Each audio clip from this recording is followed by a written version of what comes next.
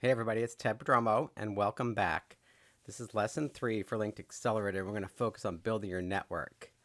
So by now, you should have finished lessons 1 and 2. This is where you create your LinkedIn strategy, really figure out why you're on LinkedIn and what you want to accomplish with it. And also, you should be working on updating your profile. And your profile is like your website. It's never complete. You always should be updating your profile, adding new things to it, removing old things, just keeping it fresh. So let's move on to building your network. This is one of the biggest questions I get. How big should your LinkedIn network be? And of course, that depends. Before you answer that question, you really have to know what's your LinkedIn objective. And that goes right alongside your strategy. Like, what do you want to accomplish with LinkedIn? Is it lead generation? Is it building your network, building your professional presence? So as we've talked about many times, LinkedIn is a place to establish your professional profile. People are coming to LinkedIn. LinkedIn has become the place for people to look up business professionals. This is the most trusted resource of business information out there. So people are going to come and look at your profile. So you need to have it in order. You can also stay in touch with colleagues and friends. And I worked in the high-tech arena from 1980 through 2000, then the dot-com crash hit. And my whole business network that I built over 20 years literally disappeared overnight.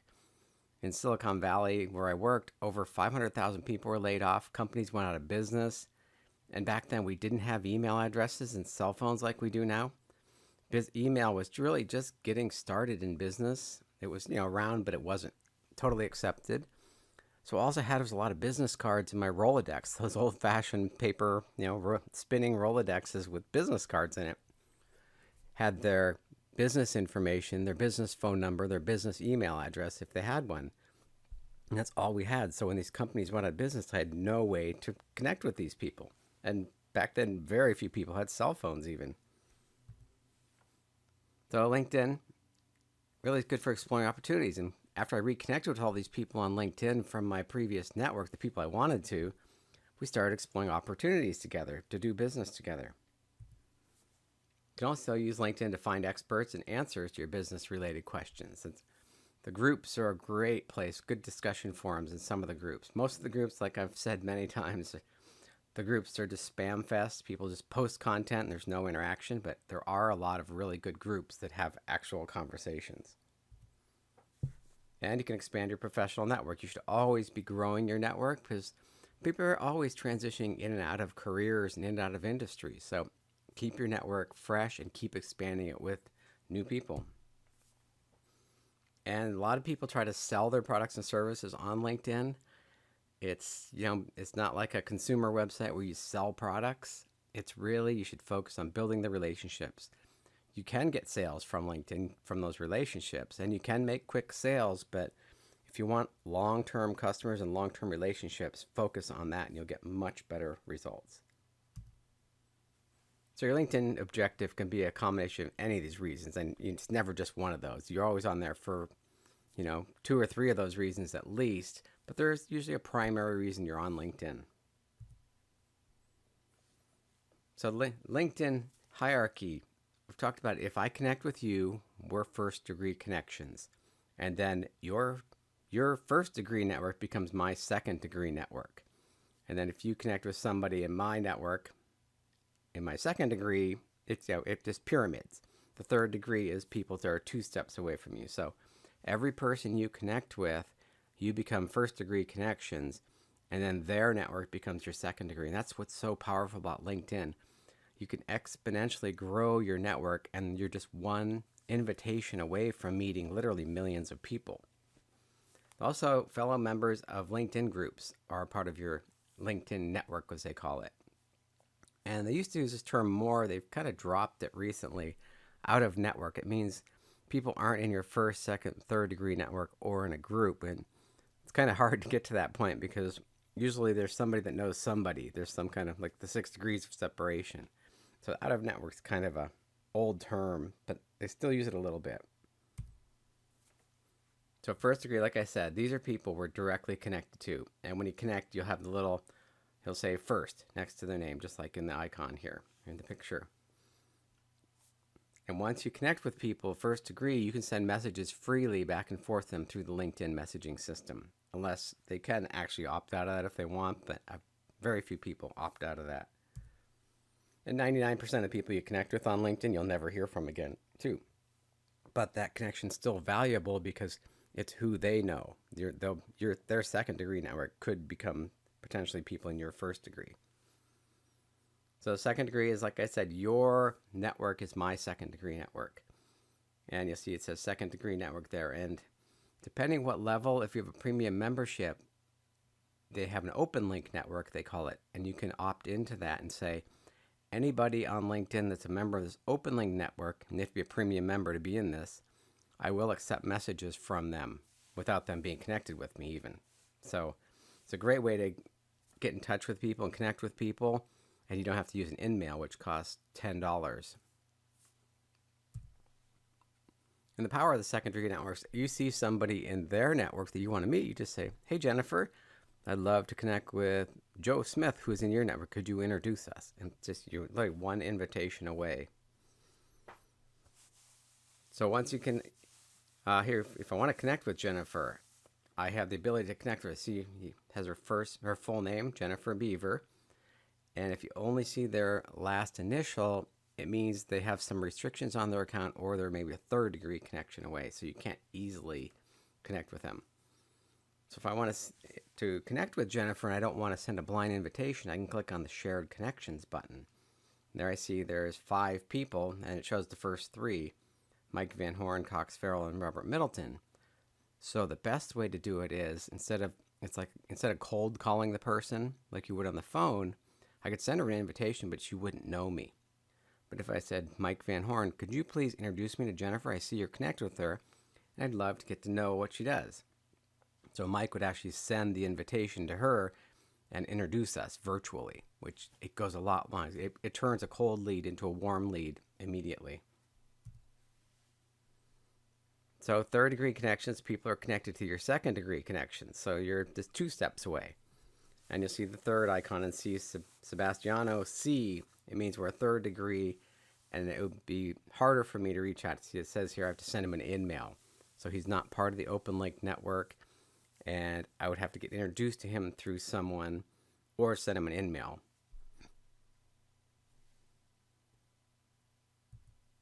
So if you do, let me go back to that.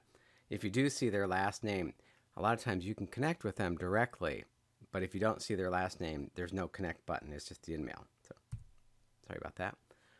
Fellow members of groups, and the groups are very powerful just because it lets you connect with so many people. And once you're in a group together, you can actually send messages to each other through the group without being connected. So it's a great way to meet more people that have a similar interest. Because if you're in a group together, you have some common interest there. And just be genuine and help people in groups. And people will start reaching out to you and want to connect with you. And if you want, in your settings, you can actually set a setting where people cannot contact you through groups. And some people turn that off because a lot of times some people think they're an invitation to spam people in groups. And I get more and more solicitations as time goes on, but you can block those messages if you want. So here's a search for group members. I just searched for marketing groups. And there's 419,000 at this time of this slide. So it's very powerful. It shows you all the people, all the different groups that have marketing related groups, and then all the people in them. So I see I'm connected with Christine. I can send her a message. We're first degree connections. Luke, we're first degree.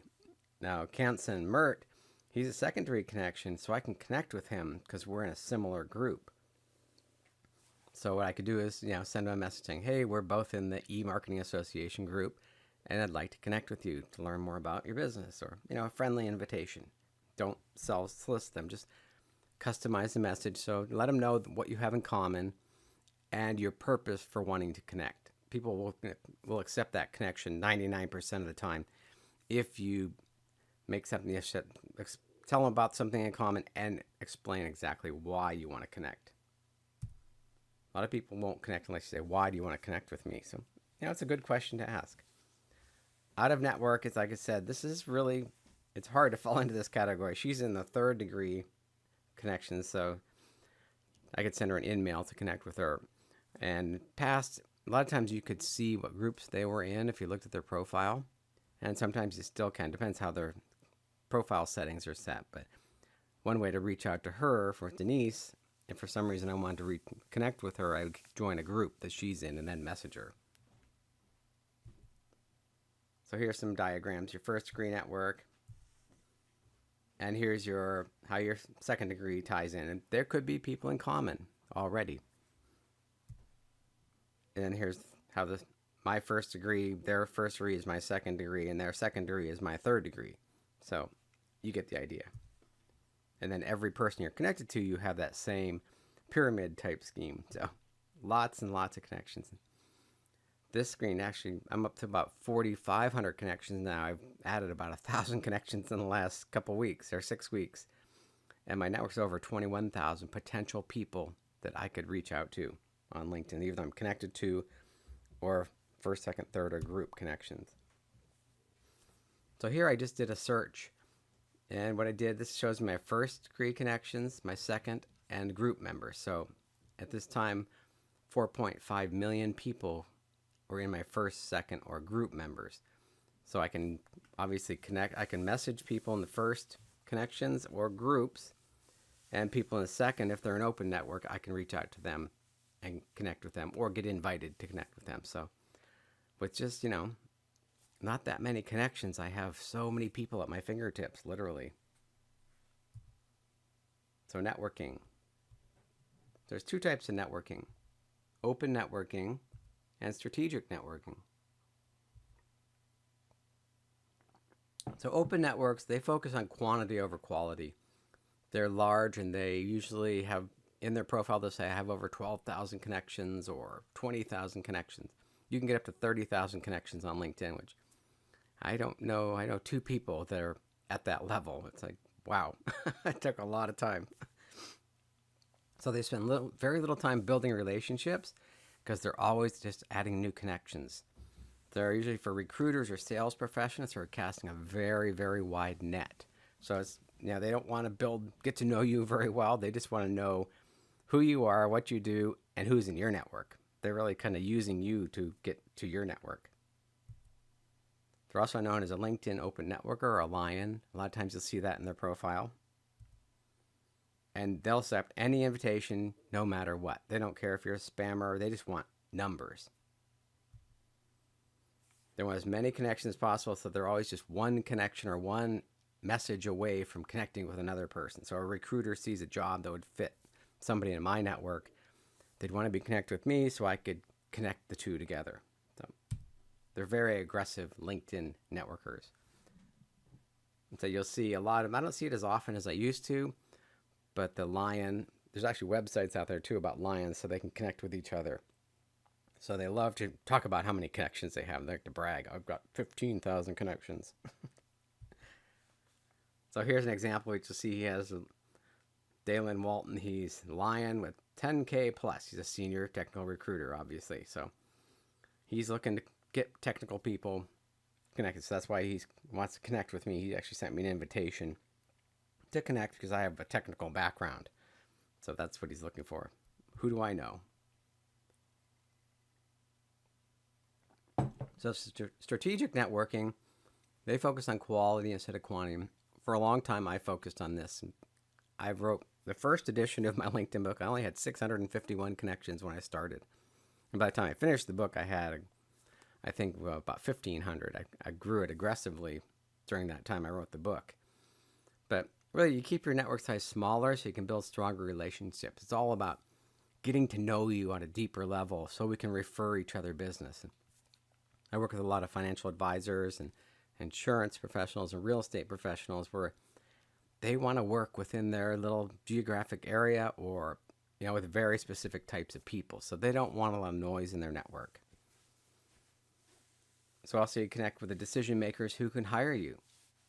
So if you're looking for a job or if you're a consultant, you don't want to connect with the lower level people in the company. You want to connect with the people that would actually sign your check if they hired you as a consultant. So, and sometimes you have to connect with lower level people to get to that person, which is okay, but Really, these people focus on getting to the right people in their network. How many people do you know?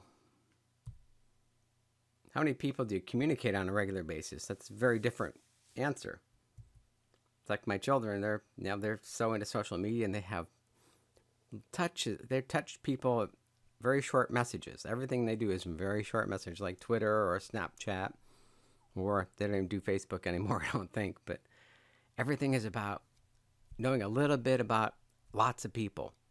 Where when we grew up, I grew up, we didn't have technology, we didn't have the internet or computers. It was all just who you knew in person or who you could talk to on the phone, on a landline, not even a cell phone. But according to Dunbar's number, this is Robin Dunbar, came up with this in 1992. You can only have a stable relationship with 100 to 230 people. He did a lot of research on this to come up with these numbers. When you think about it, how many people do you really know? You know thousands of people probably that you've met over your lifetime, but how many people do you actually have relationships with where you communicate on a fairly regular basis? So keeping your network smaller lets you build those stronger relationships and minimize the noise in the network. The optimal size of your strategic network depends on your LinkedIn objective. So like I have one financial advisor client, Paul French. He has 61 connections on LinkedIn, but he only works with people that have over $2 million in assets to invest. And he doesn't want to work with a lot of people. He's very picky about even people with over 2 million. So he wants to just keep his network small. He's on LinkedIn only because it's his professional image. So if somebody refers him, they can go look at him on LinkedIn and learn more about him. But he does not want to go use LinkedIn to get more clients. So connection request etiquette. And boy, I wish a lot of people on LinkedIn would listen to this because it's getting pretty ugly out there at times. So one thing you can do here, this person sent me an invitation, and before I accepted it, I looked at the profile. I was looking to see, is there a professional picture? Is their profile filled out? Are they a real person? Are they a spammer? So one thing you can do, next to the accept invitation button, I have linked the sales navigator so I can save her as a lead. That's that other button there. But there's a little down arrow there, and you can have lots of different options here. So I can view her recent activity. So I can see, is she just on LinkedIn and never does anything, never posts anything or likes or shares? And here's her recent activity. So she's connecting with people. She signed up as small today, so she's being active. See, it was 23 hours ago and 4 days ago. So she's, she actually is on there participating. Another option I can do, I can send her an in-mail, which is kind of a weird option because she sent me an invitation. So why would I want to send her an in-mail back? But LinkedIn gives you that opportunity. I can just reply to her invitation and ask her questions, but I don't know. Some of these things just don't make sense. Get introduced. This is another. I wonder if LinkedIn even actually logs in and uses their own system at times because she sent me an invitation. So why would I want to ask somebody to introduce us by choosing a shared connection? But maybe this is a way for you to reach out to somebody that may know her and say, hey, can you tell me about her? But you don't need to do it through the introduction. I can search for references. This is a great feature because you can look through and learn more about her just by who did recommendations for her, where she went to school. So it gives you a lot of information. And I could share her profile. So if I thought she was somebody that in my network could say, oh, you're looking for a virtual assistant, here's somebody I came across you may want to check out. But I wouldn't share her profile thing until I connected and got to know her. I wouldn't blindly share it. And block or report spam. And I think I've only had to do this once or twice because I've disconnected from people and they reconnect or try to reconnect. They just annoy you. They're spammers, and you can block them if you want to do that. So here's some new tools for premium members. Who's viewed your updates? And everybody gets this information, even if you have a free account, but you get more information when you get paid for it. So here's a quote that I saw. This came across. Tina Fey quote: in most cases, being a good boss means hiring talented people and getting out of their way. So I just said, it's easy being a great boss, ... because it was really easy. It took literally a couple seconds for me to do this and share it. And what happened, it went viral. A lot of people started commenting and liking it and sharing it with their network. So LinkedIn's telling me in just a couple days, 4 days, 1,175 people viewed it, 26 liked it, and 3 commented. And see the different colored dots there. You can see who liked it and who commented, which is great information to know. So these are people in my first level network that actually saw the 259 people viewed it. They're in my first level network. And in that first level network, I had 6 people like it, and I can actually see who liked it. And what I like to do is send them a little message when they liked my content. I say, hey, Veronica, thanks for liking my post. I enjoy Tina Fey too, or something. You just a quick little message back. It doesn't have to be long. Definitely doesn't. Keep it short. It gets much better response. But just thank them for liking it. And they really appreciate that. It builds your relationship. And then people that comment on it, I do the same thing. I send them a little thank you. Say, hey, Lee, thanks for commenting on my update. I really enjoy Tina Fey. And just build the relationship.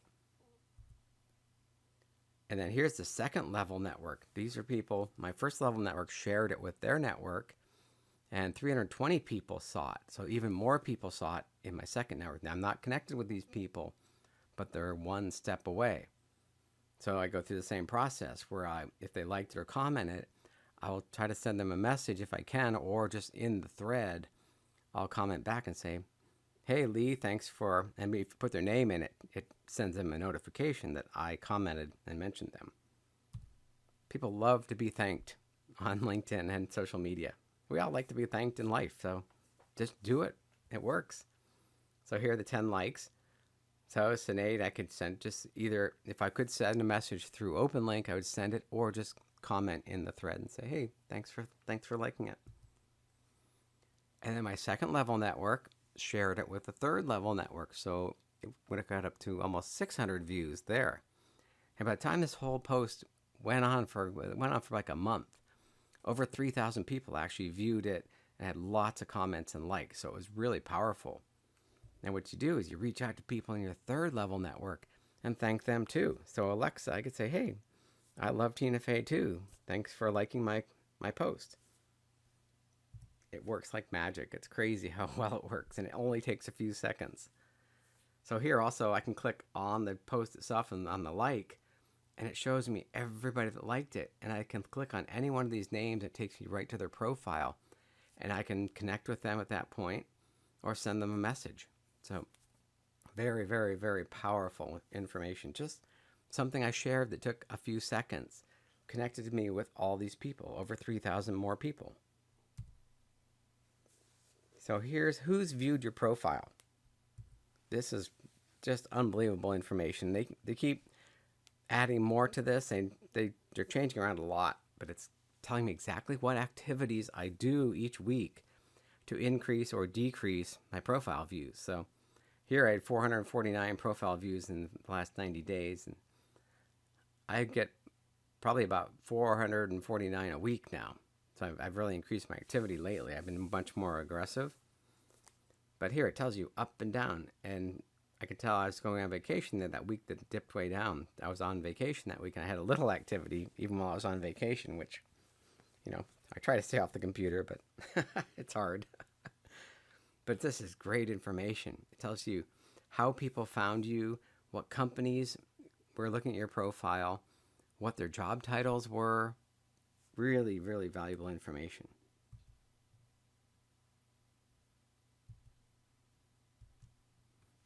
So here's what's really cool. It tells you what areas they're located and their job titles, where they found you. Some found me on the LinkedIn homepage, and where they work. Lots of great information. Here's the job titles, and here's 28 with founder partner, 132 in other industries. You can click on that and learn more. Business owners, salespeople, marketing specialists. So because I'm in a lot of marketing groups and I'm connected with a lot of marketing people, those people view my profile, which it's not bad, because a lot of times a marketing person in a company would hire me to manage their online ads. So They could be viewed as competitors or people that can hire you. So this is just great information. So I'm posting different content out there and my profile views go up. I know that's good content. I should keep posting more of that. If I post content out there and my profile views decrease and the content's not shared or liked, I don't create that kind of content anymore. So it really helps me hone in on what content gets the most traction. So here's how people found me from the LinkedIn mobile app. These were 87 people in 90 days found me from the mobile app. And then it shows me who they are. And if I'm not connected with them, a lot of times I'll reach out to them and I'll say, hey, I noticed you viewed my profile. I'd love to learn more about you and your business. So it's just a gold mine of information that most people don't know how to use. This is where you can really get a competitive advantage. If you start looking at all this data and using it to your advantage, you can spend less time on LinkedIn and get more results. So here's people found me from the LinkedIn homepage, and some people found me in LinkedIn search. The people similar to you, it's a little widget on the sidebar. 44 people found me from there. 34 people found me in a Google search because my profile is out on Google and my company page is on Google. So it's just great information here. I highly recommend spending a lot of time in here and upgrading to the premium account. Because the more premium accounts, they show you more data basically.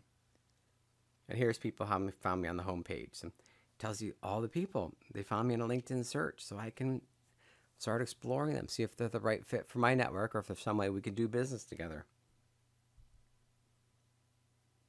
And here people found me in my summary or job description. So that's why you need to fill out your profile very completely, use the right keywords in it, and let people know how you can help them and what you do. So other ways to find new connections. The advanced search, and this is a whole lesson in itself right here. This is like doing Google searches, but you can really filter them. You can put in certain keywords, skills, what schools they went to, locations. You can say in or around San Francisco area or New York City, or you can pick different areas. You can search by first degree, second degree, or group members, or third degree. So if you want to look for just second degree connections with a certain job title or certain skills, you can do that. You can look by current company, past company. There's like tons and tons of fields you can search. And then on the right side here with the yellow, premium members get this information. So depending what level premium account you're at, they let you search by even more criterion. Like searching by company size is really a good one for me. I like to work with companies that are, anywhere from 100 to 500 people, because companies that are big enough to not have a marketing department, if they have to do marketing, they hire a lot of consultants. So that's really kind of a nice sweet spot for me. And what's really cool is when you find a search that works for you, up in the upper right hand corner here, there's a save search button. And what you do is just click on that and you can save that search, and LinkedIn constantly runs that same search and emails you the connections once a day or once a week, depending on what level you're at on premium memberships. But for free, you can save, I think it depends on their level, I think 1 or 2 searches. I can save 5 searches in my basic premium account. So check it out, but it's a great way to generate leads automatically for your business. So here's the people you may know widget. This is on the sidebar, and this is why it's important to have your professional headline. Let people know exactly how you can help them. Grab their attention right here. So Jan says, I position business owners, pros, and experts for, and that's where you have to be careful, because you really want to get your message across in the first part of that. I think you get 180 characters, but try to get across in the first few words so they know exactly. I would, focus that a little better so the keywords get up front. That's going to grab their attention. Like, what does she position them for? So here's people, you dig deeper into this now. And these are people I can actually click on and connect with them or send them a message. So here's Jan. We have 19 shared connections. So I said, okay, I want to learn more about Jan and our shared connections. So there's the little button. So right here we have 19 shared connections. So there were first degree connections, obviously. So 92. Theodore and I have 92 shared connections. What I do is look for those people. We have a lot in common. Our networks are similar. So I want to dig deeper in that and find even more people. So here, similar to, you click on the little similar button here. Let me go back to that. So here, Theodore, if you clicked on the similar button right in here, it's going to bring up 95 more people that the LinkedIn algorithm has determined are similar to Theodore. That's just great. LinkedIn's doing all the work for us here. It's awesome. So here are all these people that LinkedIn thinks they're a lot like Theodore, so I want to add those people to my network because I like Theodore in my network. He has high quality content, or he's a potential client or a referral partner. This is where you dig deeper and find more of those people. So here I see Andrew. We have 73 shared connections, and then the similar button. So I do the same thing. People similar to Andrew. I see Mary Smith. She's one of the top recognized social media experts in the world.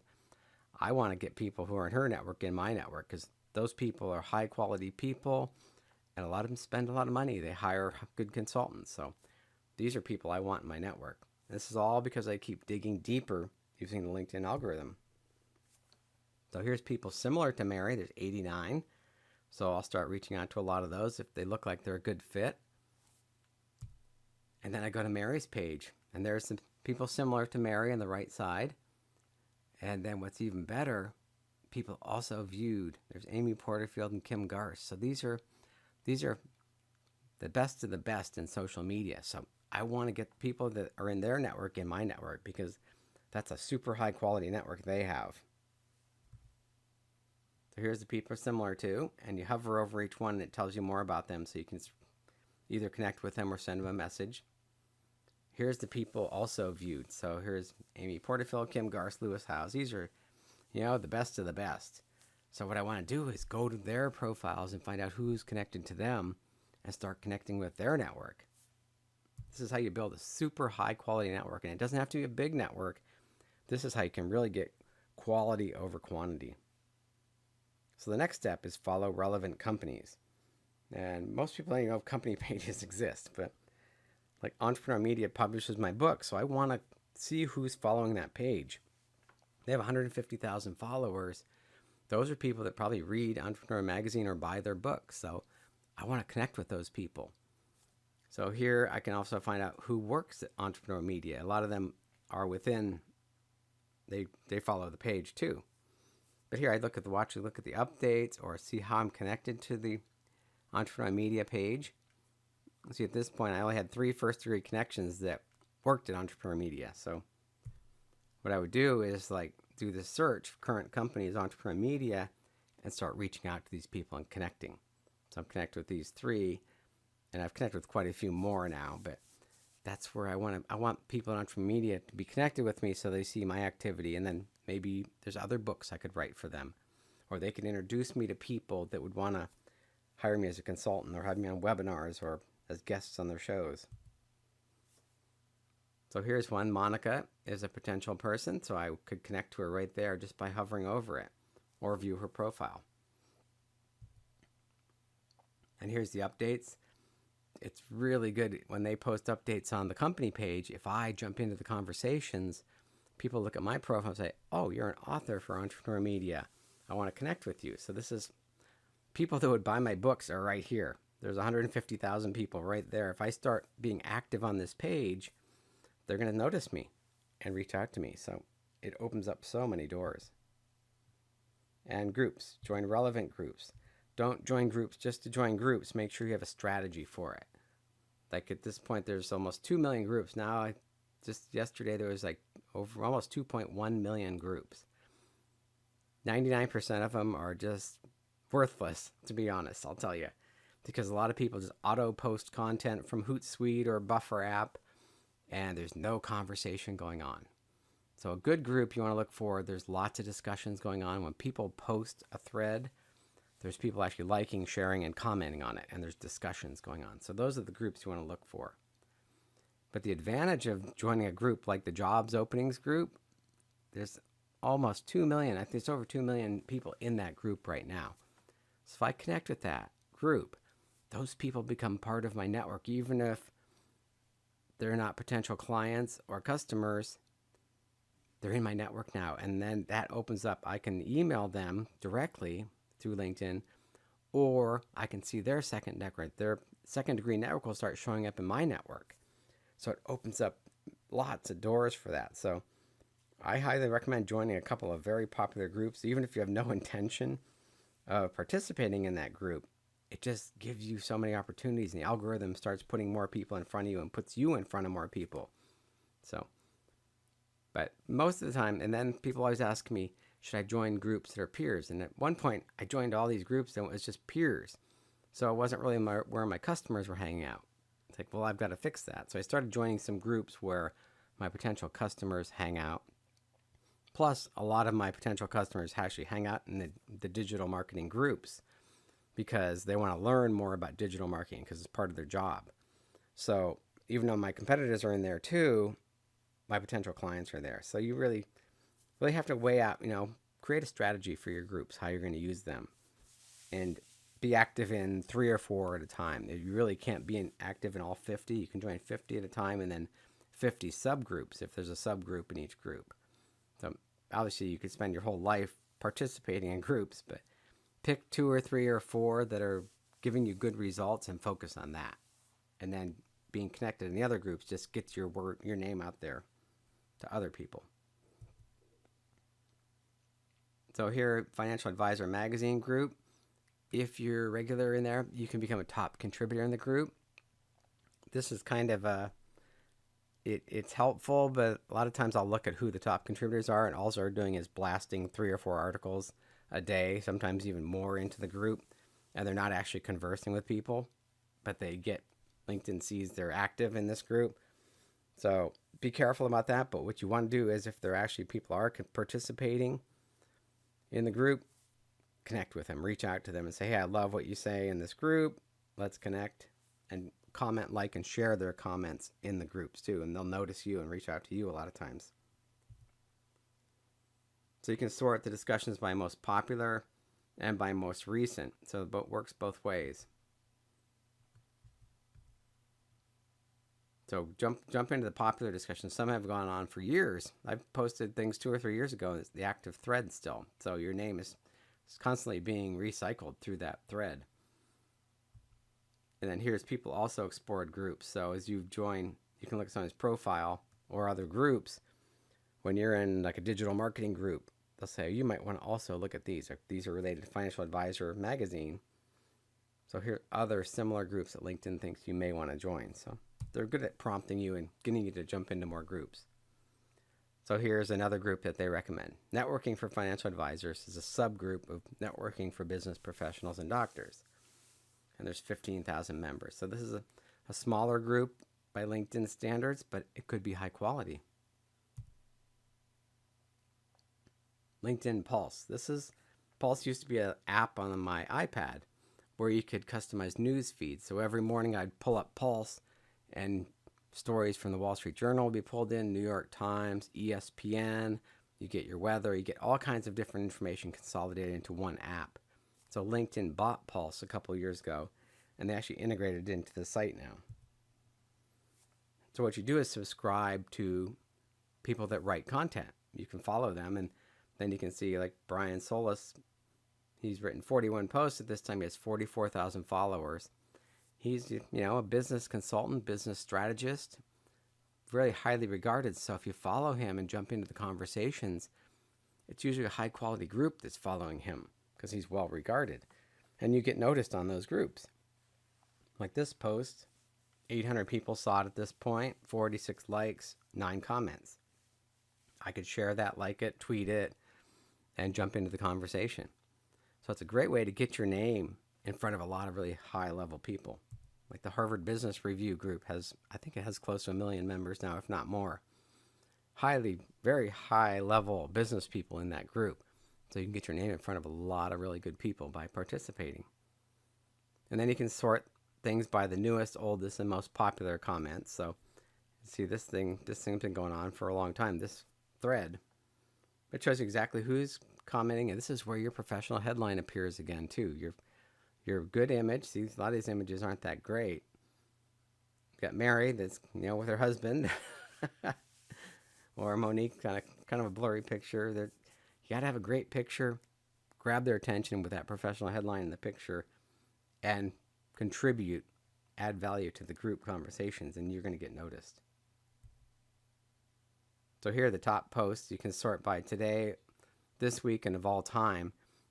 There's some of the posts now that have had over 2 to 3 million views.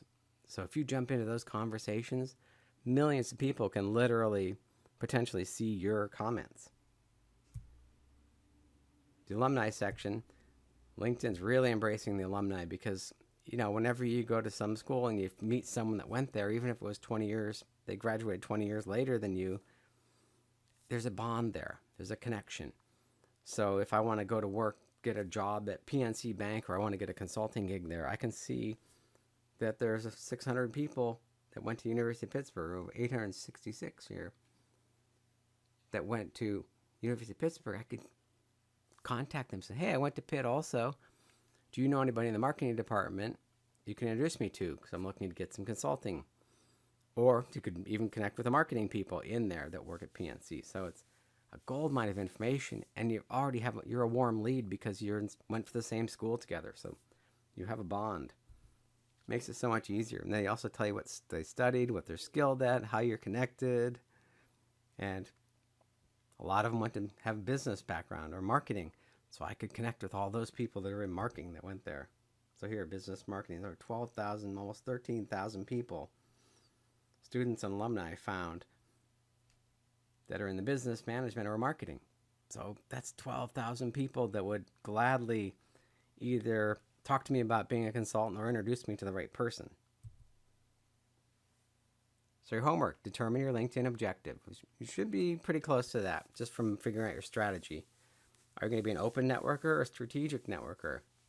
And start building your network. And if you have any questions, you can email me or post them in the Facebook group, or talk to you on the next group call. But thank you, everybody. Hope this is helpful.